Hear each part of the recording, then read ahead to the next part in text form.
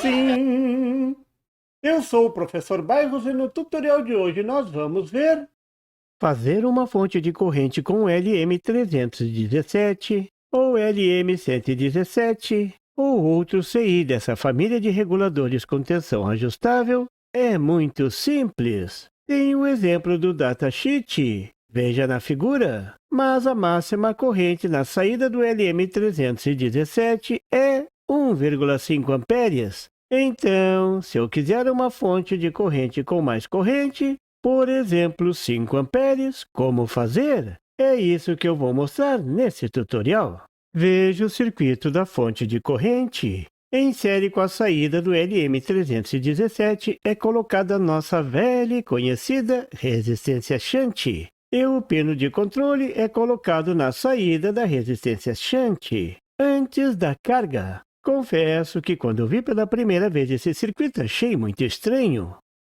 E o ajuste da tensão, onde está?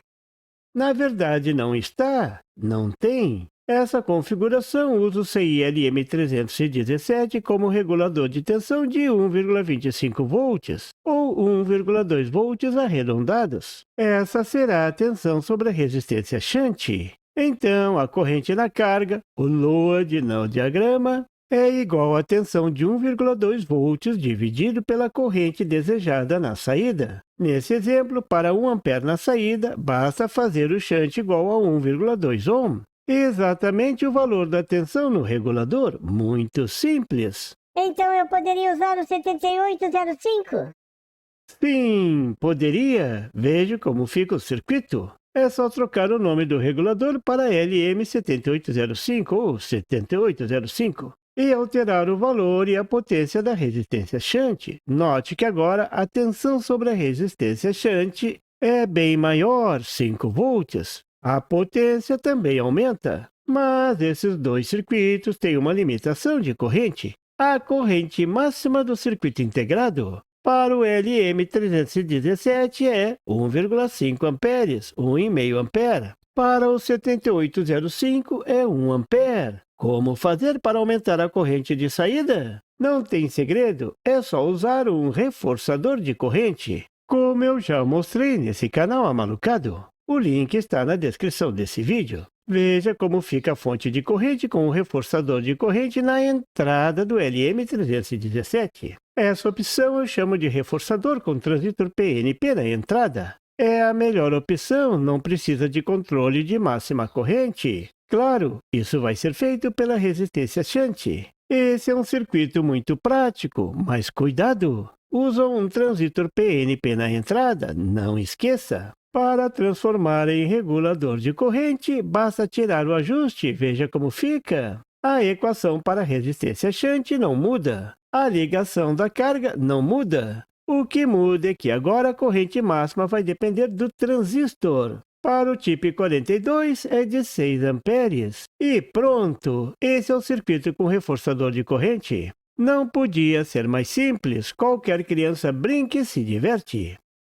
Você também pode simplificar e simplesmente montar o transistor reforçador na saída do LM317. Agora pode ser um transistor NPN. Parece que a gente se sente mais à vontade com o NPN. Mas alguns vão gritar por aí: professor, a tensão na saída não vai cair? Claro! E esse era o problema de usar essa configuração no reforçador para uma fonte de tensão. Mas aqui é uma fonte de corrente. A tensão vai cair sobre a resistência shunt. Então, é só considerar essa queda no cálculo da resistência shunt. Aqui, o importante é a corrente. Para transistores de potência, você pode considerar a queda no VBE do transistor igual a 0,6 volts. Agora é só ajustar a equação. 1,2 do LM317 menos 0,6 do transistor. Agora fica 0,6 no numerador. A resistência shunt é metade do valor do circuito anterior. Nesses circuitos tem um detalhe que pode passar desapercebido num primeiro momento, mas é muito importante. E não vai pegar os seguidores do professor Bairros de calças na mão. Qual o maior valor da resistência de carga?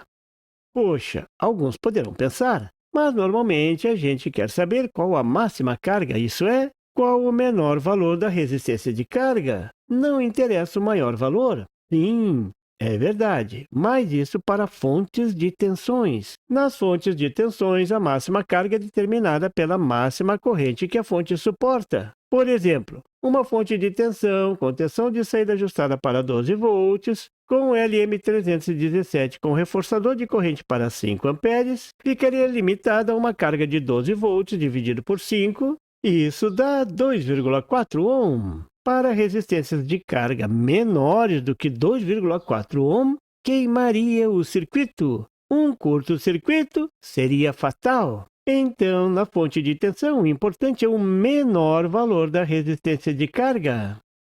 Na fonte de corrente, não. É tudo ao contrário. Por exemplo, para uma fonte de corrente de 5 amperes, um curto-circuito não representa problema algum.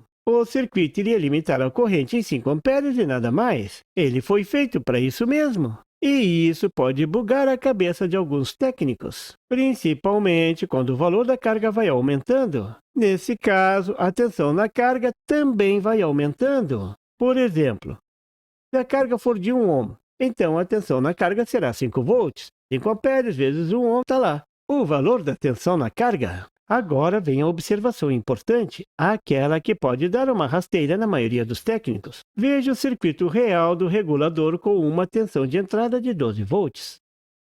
Nesse caso, a queda de tensão sobre o LM317 é igual à tensão na saída, olha lá, 5 volts da queda na carga, mais 1,2 volts na resistência shunt. Isso dá 6,2 volts em relação ao terra. A tensão na entrada do LM317 é 12 volts, menos a queda de 0,7 no emissor de Q1, isso dá 11,3 volts.